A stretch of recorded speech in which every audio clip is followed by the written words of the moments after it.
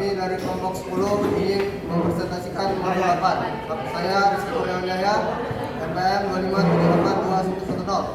Saya NPM 2 dan NPM 2578210. Saya Kenal Karen, NPM 25782115. Saya Prasara Dewi dengan NPM 25782093.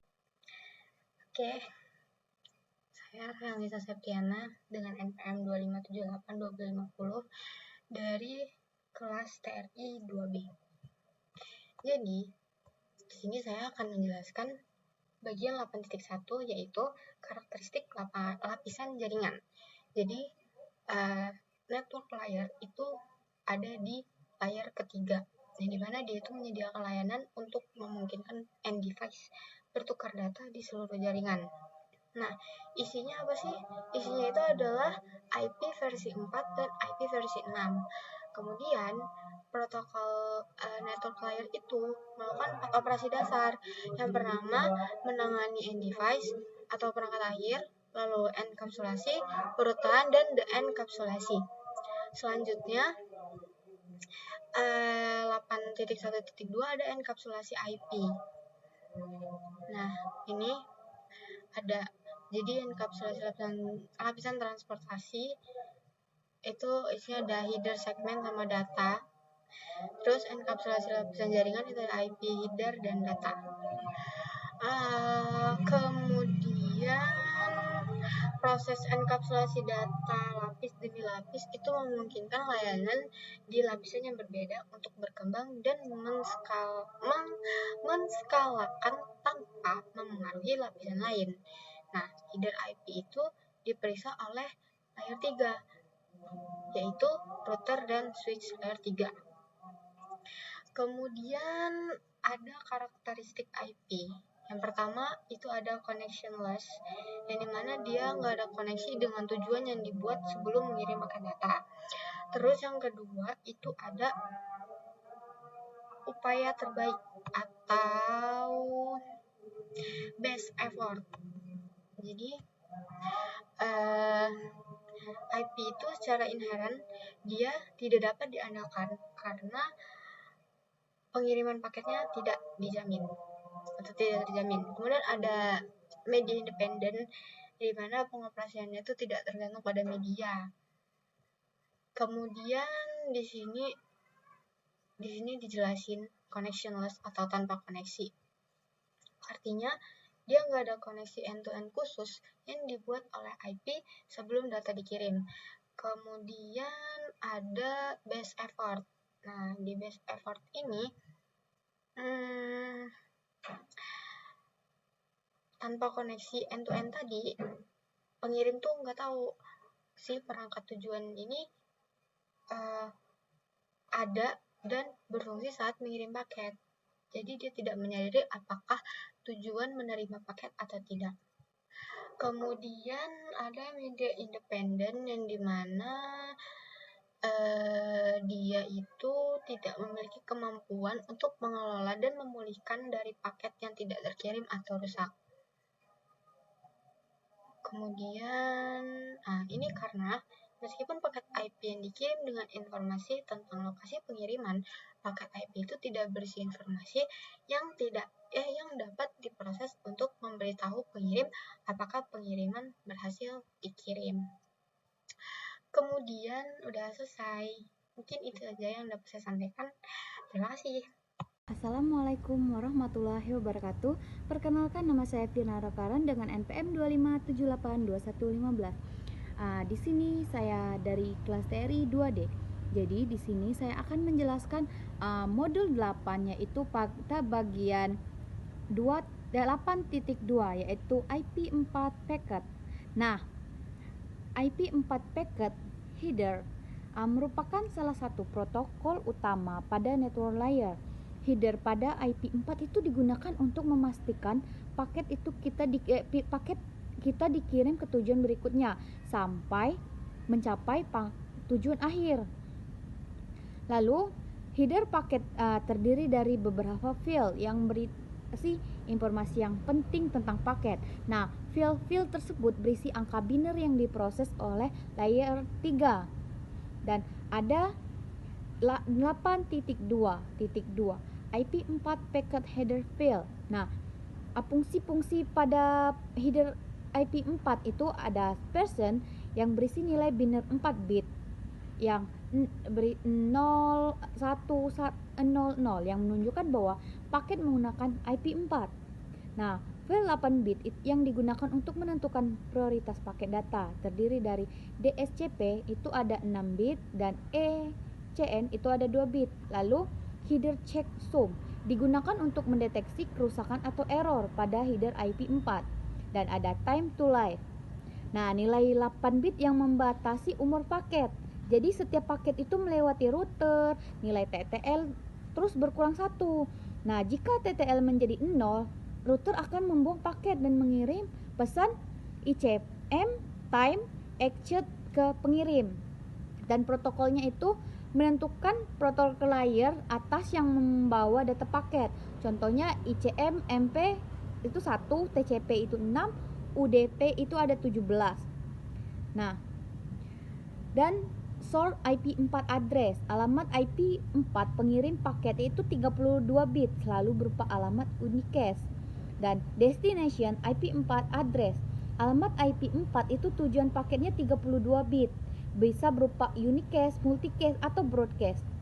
Lalu file yang paling sering digunakan adalah source IP address, itu menunjukkan asal paket. Lalu destination IP address itu menunjukkan tujuan paket. Biasanya kedua alamat ini tidak berubah selama perjalanan paket dari sumber ke tujuan. Dan file untuk validasi paket itu internet header link, total link, header checksum, dan fragmentasi paket IP4. Lalu ada option and padding. File option dan padding ini jarang digunakan dan tidak dibahas lebih lanjut pada modul ini. Sekian penjelasan dari saya tentang 8.2 yaitu IP4 paket. Terima kasih.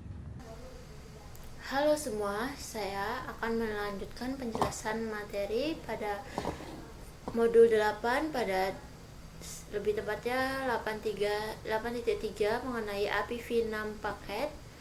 Nah, yang di sini yang pertama ada 83.1 limitation of IPv4. Jadi IPv4 adalah versi IP yang paling lama digunakan di internet. Walaupun masih digunakan sampai sekarang, tetapi IPv4 ini memiliki beberapa keterbatasan yang menyebabkan dikembangkannya IPv6. Jadi IPv4 ini nih ada address depletion, yaitu kehabisan alamat IPv4. Nah, IPv4 ini menggunakan alamat 32 bit.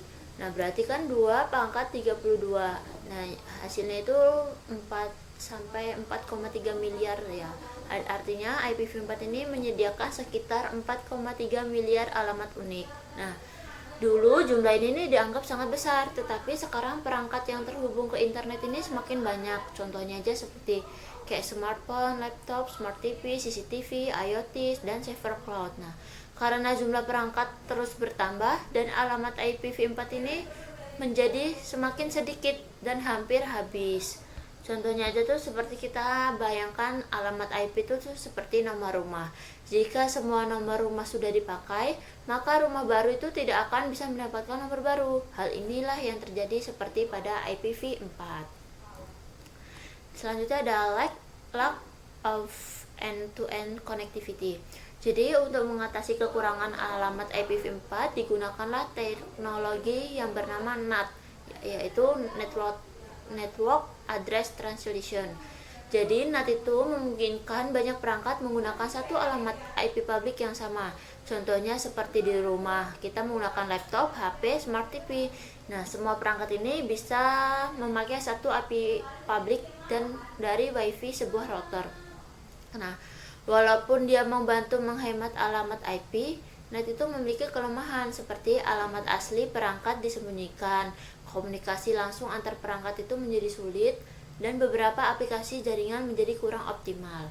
Dan NAT itu berdampak ya, seperti berdampak pada aplikasi berikut yang sering mengalami masalah seperti video call, game online, flop, dan remote access. Nah, karena aplikasi tersebut membutuhkan komunikasi langsung antar perangkat. Selanjutnya ada increased network complexity. NAT ini memang membantu memperpanjang penggunaan IPv4, tetapi membuat jaringan lebih rumit. Dampaknya, konfigurasi jaringan itu lebih kompleks, menambah proses pada router, menyebabkan latensi, menyebabkan troubleshooting yang sulit. Dan administrator jaringan ini nih harus mengatur banyak seperti port forwardingnya, translasi alamatnya, dan aturan NAT-nya. Hal inilah membuat pengelolaan jaringan menjadi lebih sulit. Jadi seperti itu. Selanjutnya ada 83.2 mengenai IPv6 overview. Pada awal tahun 1990-an, Internet Engineering Task Force mulai mengembangkan IPv6 sebagai pengganti IPv4. Nah, IPv6 ini dirancang untuk mengatasi kekurangan alamat IP, mempermudah komunikasi jaringan, dan mendukung perkembangan internet modern. Jadi kelebihan IPv6 ini yang pertama, increased address space. Nah, IPv6 ini menggunakan alamatnya lebih gede, yaitu 128 bit, yang artinya 2 dipangkat 128 bit. Nah, jumlahnya ini sangat besar hingga hampir tidak mungkin habis. Keuntungannya itu setiap perangkat dapat memiliki IP prefix sendiri tanpa perlu menggunakan NAT lagi. Yang kedua ada improved packet handling. Nah, header IPv6 ini dibuat lebih sederhana dibanding IPv4. Akibatnya, router itu lebih cepat memproses paket, dan kinerja jaringan itu meningkat. Kemudian beban router itu akan berkurang seperti itu. Yang selanjutnya ada eliminates the net for NAT. Karena jumlah alamat IP sangat banyak, jadi NAT itu kan tidak diperlukan lagi. Nah, maka dari itu setiap perangkat dapat terhubung langsung ke internet dan memiliki beberapa keuntungan. Yang pertama ada komunikasi lebih mudah, end-to-end connectivity lebih baik, dan aplikasi jaringan bekerja lebih optimal. Gitu. Nah, di sini ada perbandingan IPv4 dan IPv6. Kalau IPv4 tadi menggunakan 32 bit, sedangkan IPv6 menggunakan 128 bit. Nah, pokoknya IPv4 itu alamatnya terbatas, dia menggunakan NAT, header lebih kompleks, dan router biasanya fragmentasi. Sedangkan kalau IPv6 itu alamatnya sangat banyak, dia nggak perlu NAT lagi, headernya lebih sederhana, dan router itu tidak akan melakukan fragmentasi. Jadi seperti itu. Nah, di sini ada 83.4 yaitu IPv4 dan packet header files in the IPv6 packet header. Nah, header itu adalah bagian awal paket yang berisi informasi penting untuk pengiriman data.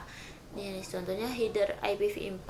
Jadi, header IPv4 ini minimal dia 20 byte ya, 20 byte. Kemudian dia bisa sampai 60 byte juga. Dan memiliki banyak field. Nah, karena itu strukturnya lebih kompleks. Seperti router itu membutuhkan waktu yang lebih lama untuk memproses paket dan performa jaringannya bisa menurun. Sedangkan ini header IPv6. Nah, header IPv6 ini dibuat lebih sederhana. Ciri-cirinya itu panjangnya tetap 40 bytes, fieldnya lebih sedikit, pemrosesan lebih cepat. Nah, tujuan utamanya itu adalah untuk meningkatkan efisiensi jaringan. Nah, di sini selanjutnya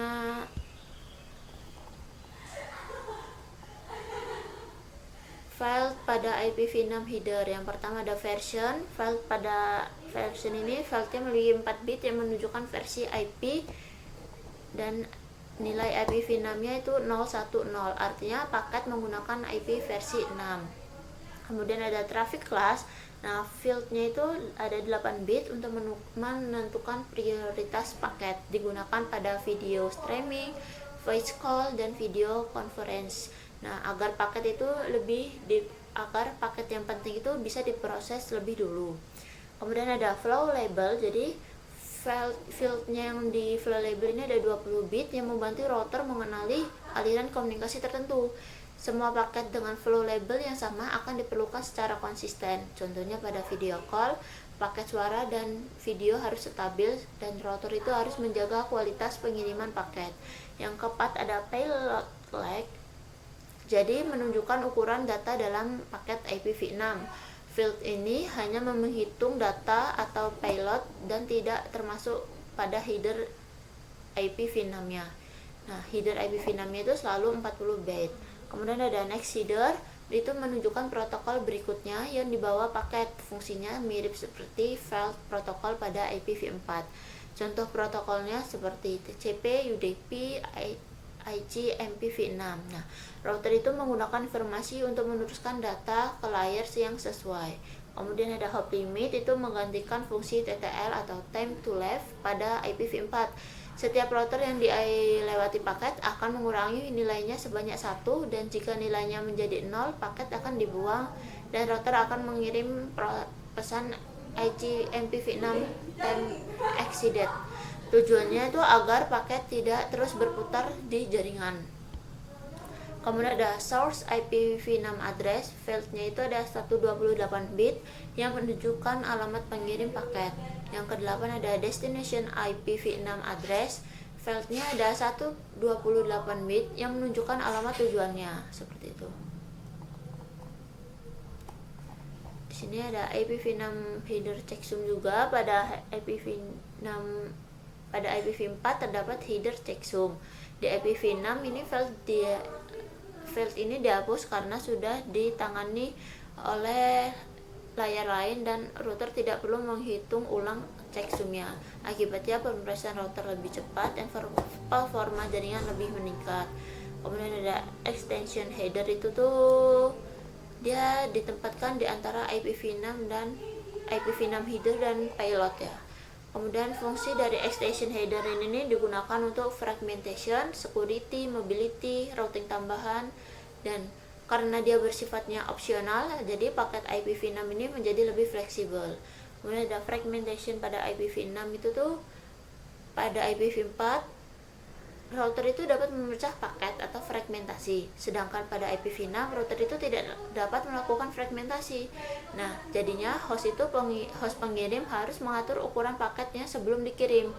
Keuntungannya seperti router itu lebih bekerja lebih ringan, pengiriman data lebih cepat, kinerja jaringannya meningkat. Seperti itu. Di sini ada video mengenai sampel IPv6 headers in Wireshark. Jadi Wireshark ini itu adalah aplikasi untuk menganalisis paket jaringan.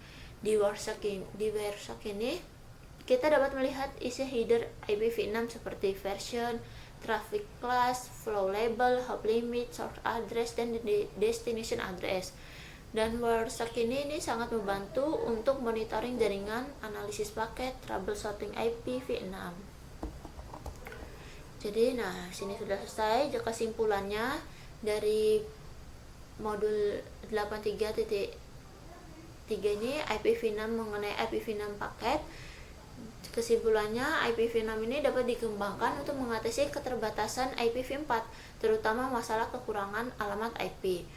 Nah, keunggulan utama dari IPv6 itu tuh jumlah alamatnya sangat besar, tidak membutuhkan NAT, header lebih sederhana, performa jaringan lebih baik, dan mendukung perkembangan internet modern seperti zaman sekarang.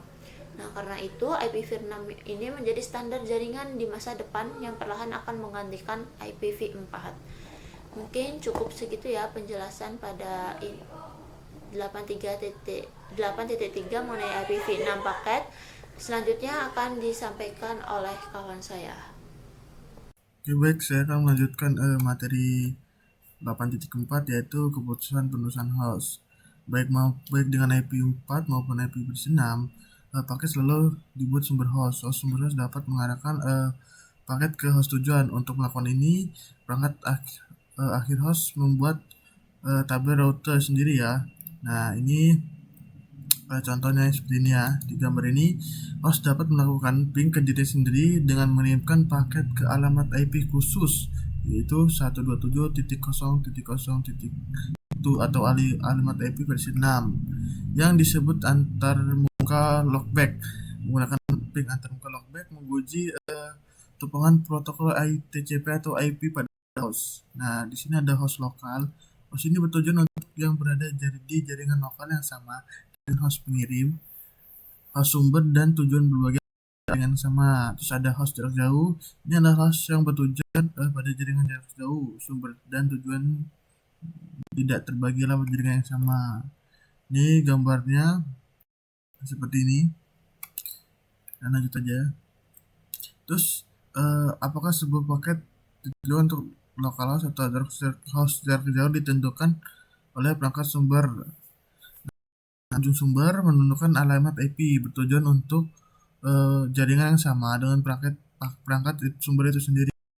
Metode penentuan bervariasi bergantung pada versi IP. Di dalam IP versi 4 itu perangkat sumber menggunakan subnet max-nya sendiri dengan alamat IP versi 4 sendiri dan alamat versi 4 tujuan untuk melakukan penentuan ini. Sedangkan IP versi 6 router lokal mengiklankan alamat jaringan lokal prefix untuk ke semua perangkat jaringan. Seperti itu. Lanjut, itu kita di gerbang default ya.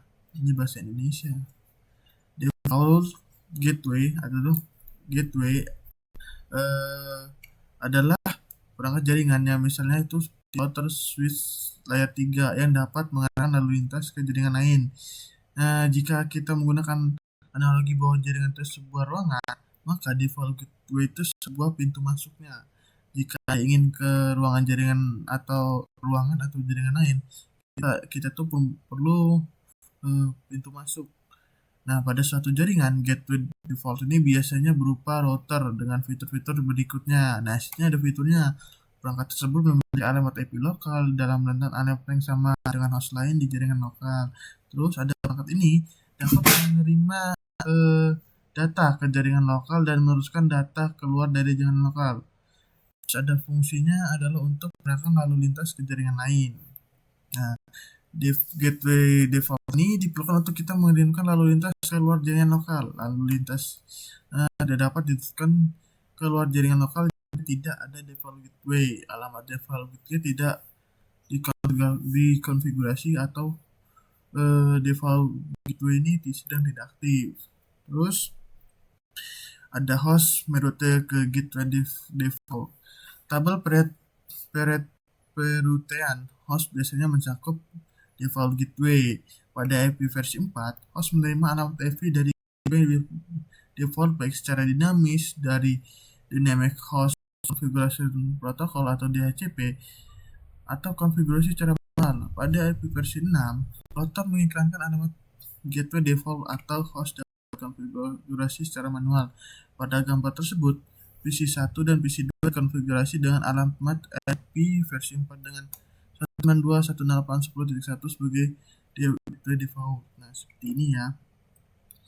Dengan konfigurasi gateway default akan tercipta router default dalam routing PC.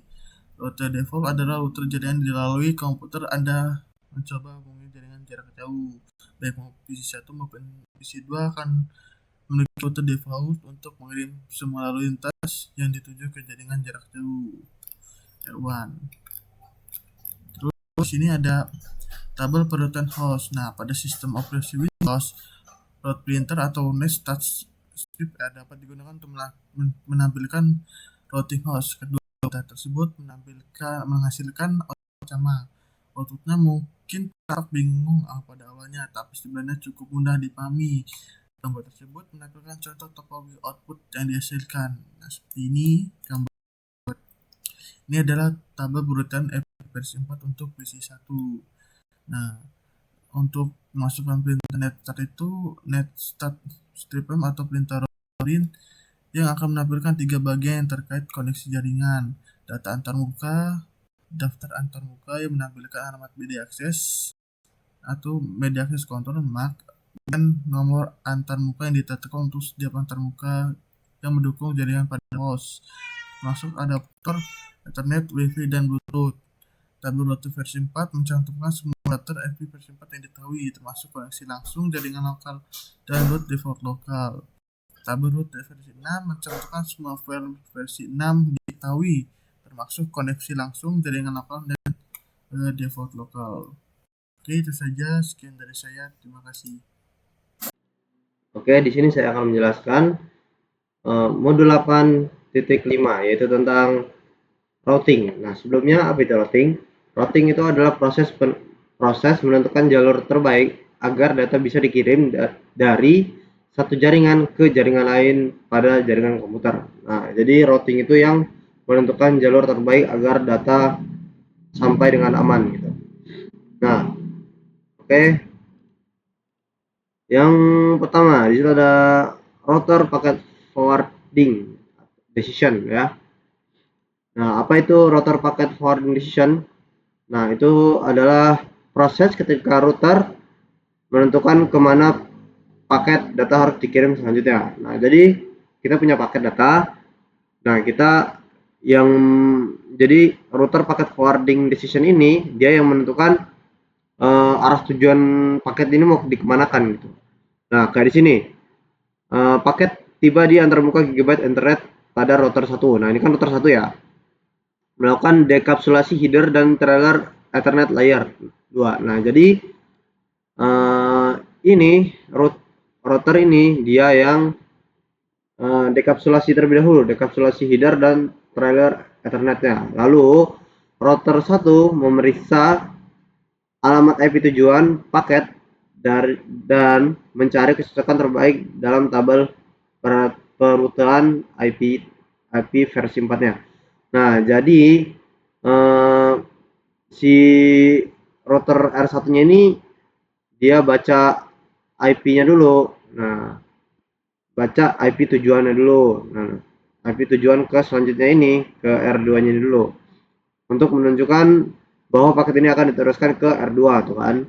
Dia baca IP tujuannya dulu untuk ke router 2. Terus router 1 membungkus paket ke dalam header dan trailer Ethernet dan meneruskan paket tersebut ke router hop berikutnya. Nah, jadi si router satunya ini kan udah ngebaca IP tujuan itu tadi. Nah, dia ngebungkus paket itu dulu ya ke dalam header trailer dan trailer Ethernet. Nah, baru diteruskan ke router selanjutnya. Itu namanya routing packet forwarding decision. Itu namanya itu ya. Nah, selanjutnya itu ada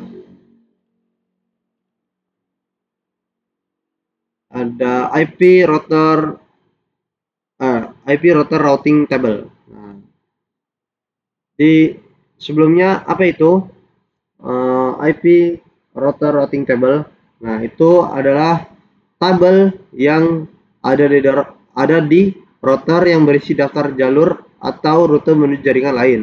Nah, router ini menggunakan routing table untuk menentukan ke mana paket data harus dikirim. Nah, jadi tabel perutuan ini menyimpan 3 jenis entry route ya, yaitu ada jaringan yang terhubung langsung atau jaringan jarak jauh dan jaringan default ya. Jaringan yang terhubung langsung itu entry route jaringan ini adalah antarmuka route yang aktif. Nah, jadi dia yang terhubung kabel langsung gitu ya. Terus ada jaringan jarak jauh entry route. Jaringan ini terhubung ke router lain. Nah, jadi yang jarak jauh itu yang terhubung ke router lain gitu. Terus ada route default ya, seperti halnya host. Sebagian besar router juga menyertakan entry route default yaitu gateway pilihan terakhir. Nah, gitu. Route default ini digunakan ketika tidak ada kecocokan yang lebih baik, lebih panjang dalam table routing. Nah, nih di sini ada gambarnya langsung. Nah, ini yang jaringan yang terhubung langsung. Nah, dia kan di dalam satu lokal ini. Terus ada jaringan yang jarak jauh. Nih ada jaringan jarak jauh ya. Nah, ini jaringan jarak jauh. Nah, itu namanya dari sini ke sini kan. Nah, itu jaringan jarak jauh karena dia udah beda router. Oke, selanjutnya ada apa ini? Ada static routing. Nah, static routing itu apa? Nah, static routing itu adalah metode routing di mana administrator jaringan memasukkan jalur rute secara manual ke dalam router ya. Nah, di sini nih dia harus mengkonfig secara manual terlebih dahulu. Kayak seperti contoh ini ya. Kan si PC satu ini mengirim sebuah paket ya, paket ke sini. Nah, dia tuh harus lewatin router satu dulu. Nah, si router satunya ini dia harus menggunakan IP route terlebih dahulu. Nah, seperti ini, dia harus config manual menggunakan ini apa namanya?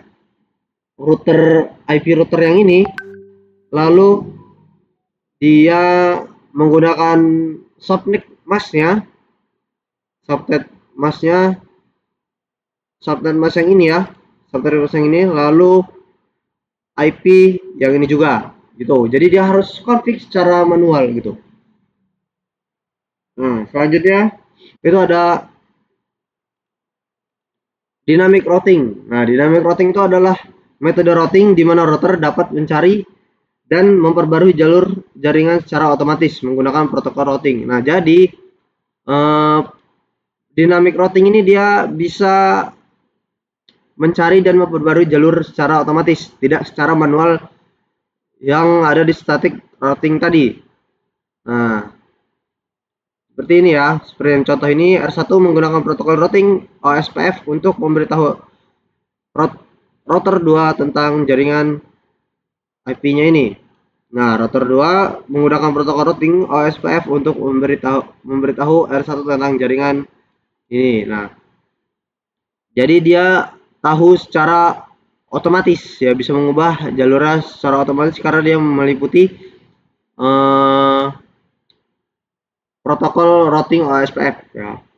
Selanjutnya itu ada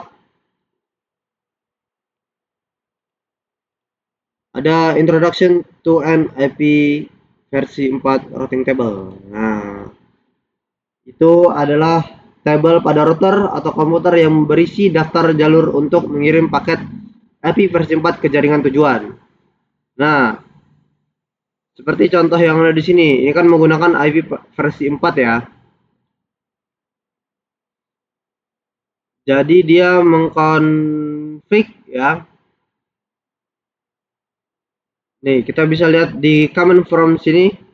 Ini ada keterangannya. Itu L. Kalau kita show IP route, nah dia bisa lihat dia ada alamat IP yang termuka lokal yang terhubung langsung. Nah ini nih berarti ini yang terkonek langsung, lalu ada jaringan yang terhubung langsung, route status config, manual oleh administrator dan OSPF dan YGrep. Nah dari sini di perintah ini kita bisa lihat rute IP versi 4 ya pada sini, pada jaringan ini. Nah mungkin itu saja, sekian, terima kasih. Sekian dari kelompok 10. Wassalamualaikum warahmatullahi wabarakatuh.